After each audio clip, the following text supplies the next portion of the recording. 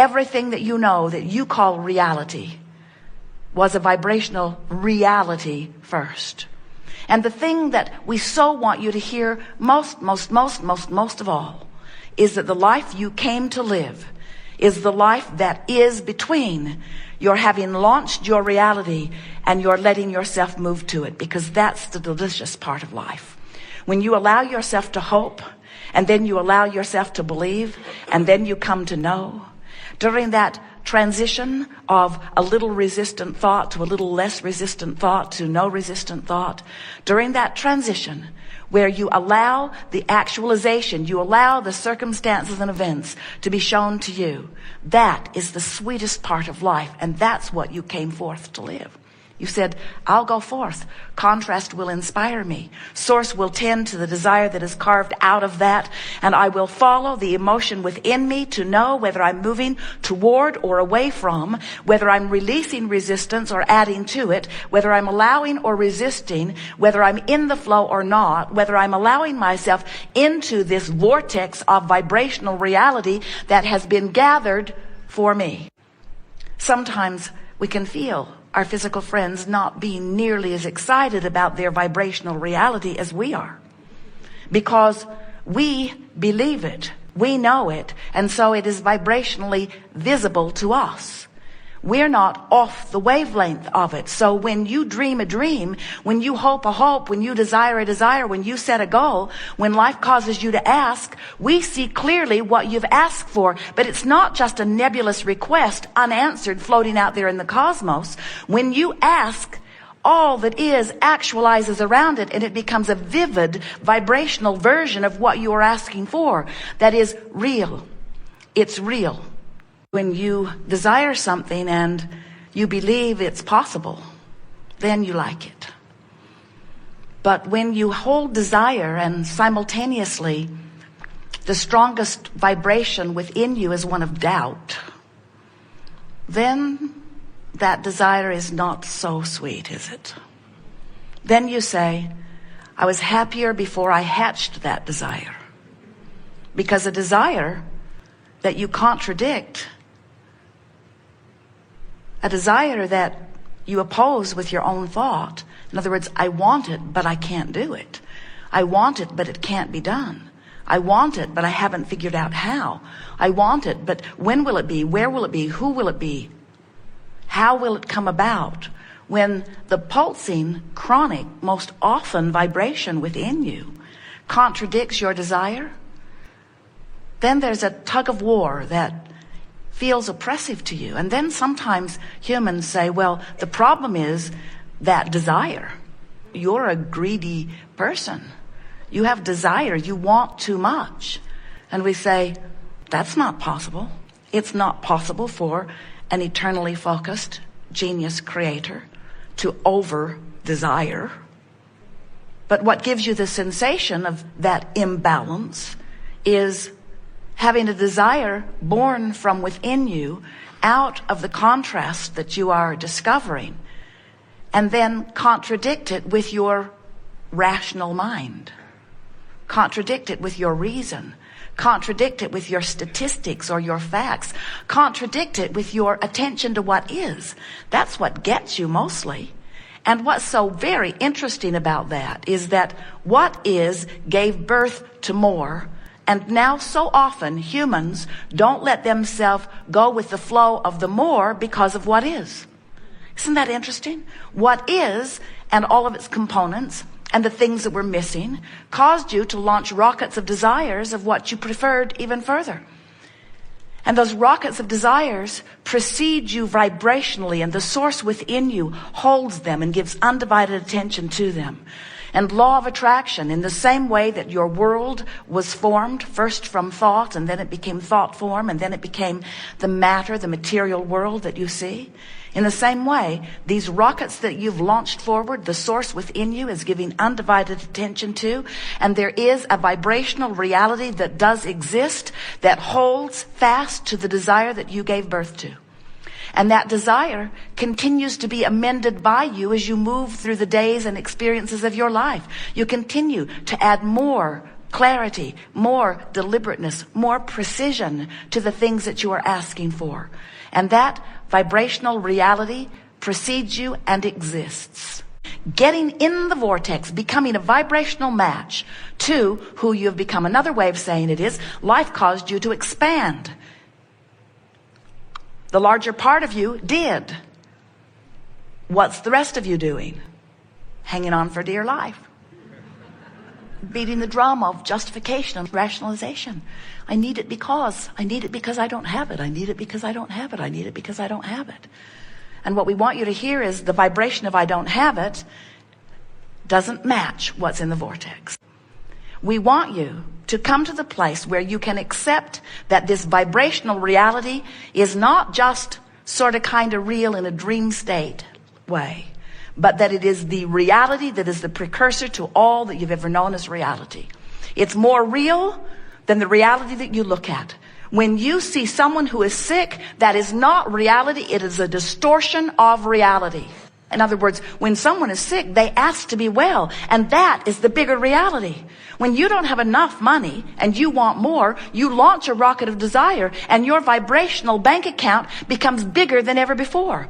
The financial crisis that your world has been focused upon has put more into your vibrational mass consciousness reality than hundreds of years that have gone by. In other words, when billions of people make requests into this vibrational reality, it is something that is real and will have lasting and positive effect on this and future generations. But in order for you to know it in your now, you've got to find a way of closing the gap. It does not matter how well the signal has been transmitted. It does not matter that all that is, the energy that creates worlds is tending to your vortex of creation. But you've got to get in the vicinity. It's all up to you. There is not one other who can bring you within range. Oh, we can coax you, and we do. We can tell you about who you really are. We can hold you in conversation. We can wave Esther's arms around and move around and offer words with never-ending stream. We can rope you in to our consensus of thought. We can do everything we can to gain your attention until we have talked you into the vibrational vicinity of who you are, where you get glimpses of what you want. But for you to get into the vortex on a consistent basis, these things are required of you. First, you must accept that you are a source energy being and that only a small part of that source energy being is represented here in this physical body that you know as you. Next, you must accept that this physical being that is you is of immense importance to all that is, that there is no diminishment by the comparison of you and you. You are important to the whole, and you came for the pleasure of the experience of creating. You came to sift through the contrast, and most of all, to give birth to desire, because that is at the heart of the eternalness of eternity. If you cannot come to a new conclusion, then nothing moves forward. But don't worry, you can't hold it back. It is set up that perfectly. So you launch your rockets, and Source holds them. Next, you must accept that there is a vibrational reality that exists before all physical realities, and that vibrational reality is the forming of your creation in the same way that the vortex of creation formed this galaxy, this planet, this system that you live within. All that you see and all that you know that is physical in nature was born out of an idea that was held by more until over time and in consistency of the idea, it took form and became the reality that you want to call real reality. So here's this vortex. Do you accept it? Here's this vortex spinning, and let's say that you are feeling some despair. You are pretty far from the vortex. So even though circumstances and events for all of the things that you've been asking for have already been arranged, you can't see them. Your cell phone's out of range. The message has been given. The clues are there. The path has been carved. It's all ready for you. But you're out of range because you're an ornery toad. And you say, with good reason, this happened, and this happened, and this happened, and this happened, and this happened, and this happened. And we say, we didn't say that you're not justified in your negative emotion, but we will never say that your negative emotion, no matter what its reason, is justified. In other words, you're justified in the sense that you didn't make it up, But from our point of view, there is no excuse in the world that is big enough to keep you outside of this vortex where everything that you want is. It must just be a misunderstanding. Now, we've been a little heavy here because you are powerful in your desire. And you're doing extremely well. Look how well things are going. But in order for things to go even better, you've got to make peace with how things are already going. Seems like a backwards approach. When we say to someone who doesn't have something they want, well, you just have to make peace with it. They worry. They say, if I make peace with it, won't the universe say, oh, she's happy with that. Don't bother going to work for her. We say, it doesn't work like that at all. When you make peace with it, you stop resistance. When you let go of the struggle, you soften resistance. Anything that makes you feel better allows you to be swept into the vortex more easily. So during this gathering today, we want to speak in a way that you can feel as we feel and know as we know the reality of this vibrational reality. We want you to feel this vortex, and we want you to know its realness, and we want you, it is our desire to light a spark within you that makes you decide that you want to get in the vortex, that you want to be one of those cooperative components. Now, it's perfectly possible, may happen to you often. We see it happen to Esther, where you're bipping along, you're finding reasons to feel good, you're launching rockets of desire, and you're mostly in the vortex. And life is sweet when you are. People are kind to you, doors are opening for you, ideas are flowing, you have a feeling of well-being, a feeling of clarity and ease. You have balance. No matter what happens, you have your sea legs. All is well for you. And then something will happen that causes an reactivation of an old, maybe dormant vibration within you. Something happens and you view it, which causes you to offer a vibration that isn't consistent with the vortex. So all that happens is the vortex just spits you out. Because if you're not a vibrational match to it, law of attraction doesn't hold you there. In other words, you're called there. Spitting you out is a sharp way of saying it, but it really is accurate. Because law of attraction calls to it what matches and doesn't allow near it what doesn't. How about that? So as you continue to add to all that is by knowing what you don't want, you're having a step one moment. And when you're having a step one moment, you're not in the vortex. Now, we're always in the vortex having our step two moment. In other words, when you launch a rocket of desire, you send it our way. And we see it and embrace it and know it and become a vibrational match to it.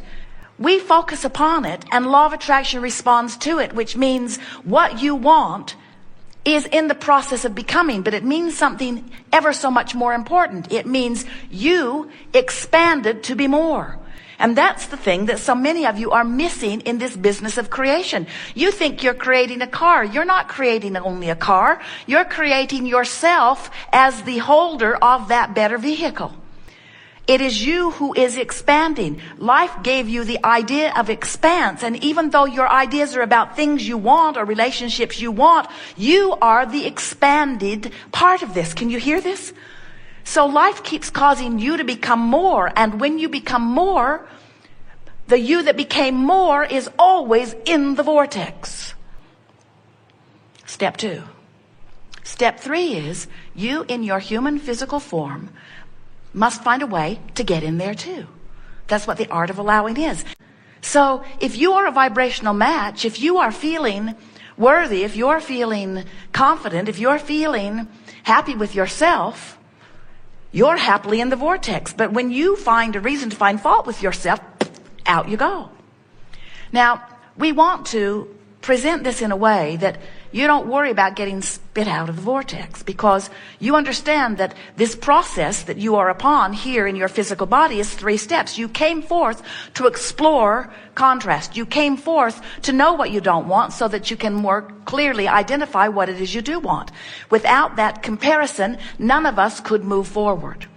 We do not think that you would deliberately hold yourself away from who you are, from all you are, and from all you want. You must just be doing it because you don't know any better, or because you've got habits of thought that are a little hard to break.